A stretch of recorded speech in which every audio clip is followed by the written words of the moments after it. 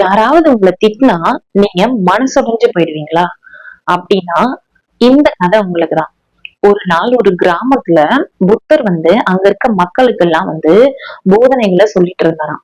அப்போ புத்தர் பிடிக்காத ஒருத்தர் மரத்து ஓரத்துல நின்னு புத்தரை கண்ட மேனிக்கு திட்டிட்டு இருந்தாராம்.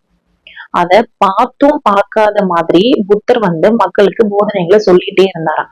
ஒரு ஸ்டேஜ் வரைக்கும் அந்த திட்டின ஆள் அவராலே பொறுக்க முடியாம புத்தர்கிட்டயே போயிட்டு, நான் உங்களை இவ்வளவு திட்டுறேனே உங்களுக்கு உரைக்கவே இல்லையா அப்படின்னு கேட்டிருக்காரு.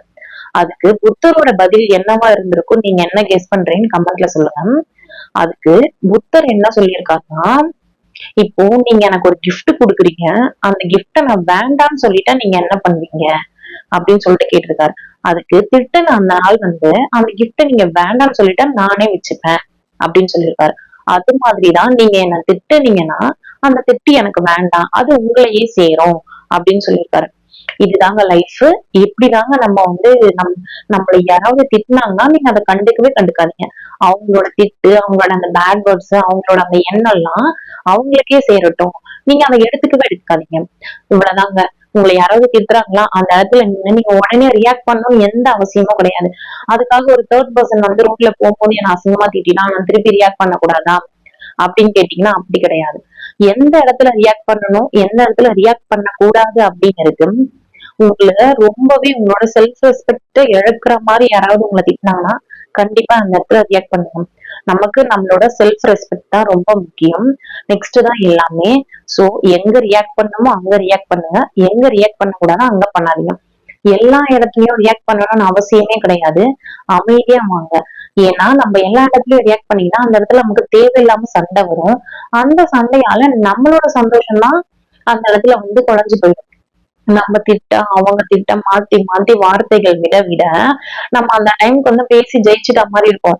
ஆனா வீட்டுக்கு யோசிச்சு பாருங்க, நம்ம வெளியில போறோம், ஒரு சண்டை நடக்குது, அதை நம்ம பொறுக்க முடியாம பொங்கி எழுந்து அந்த இடத்துல சண்டை போட்டு வந்துடும். ஆனா வீட்டுக்கு வந்த பிறகு நம்ம ஒரு நல்ல விஷயத்துக்காக போயிருப்போம். அதையே நம்ம அந்த மைண்ட்ல ஓடிட்டே இருக்கோம். சரி இன்னைக்கு இந்த மாதிரி ஆயிடுச்சு, இப்படி பேசிட்டோமே, இப்படி எல்லாம் ஆயிடுச்சு அப்படின்னு நம்ம மைண்ட்ல ஓடிட்டே இருக்கோம்.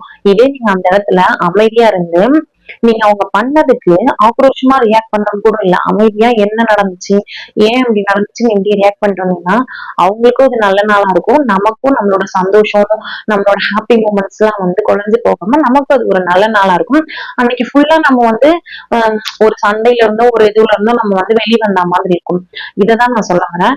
எப்பவுமே எந்த விஷயத்திலயுமே ஏதாவது ஒரு பிரச்சனை வரப்போகுதுன்னு தெரிஞ்சாலும், ஏதாவது ஒரு பிரச்சனை நடந்துச்சுன்னு தெரிஞ்சாலும், அவங்க உங்களை கஷ்டப்படுத்துற மாதிரி பேசினாலும் உடனே ரியாக்ட் பண்ணாதீங்க. ரொம்ப நெருங்கினவங்களா இருந்தா ஜஸ்ட் ஸ்மைல் பண்ணிட்டு வந்துருங்க. இந்த திட்டெல்லாம் எனக்கு இல்ல, நீங்களே வச்சுக்கோங்க அப்படின்னு சொல்லிட்டு மனசுக்குள்ளே அந்த இடத்த விடுத்து விலகிடுங்க.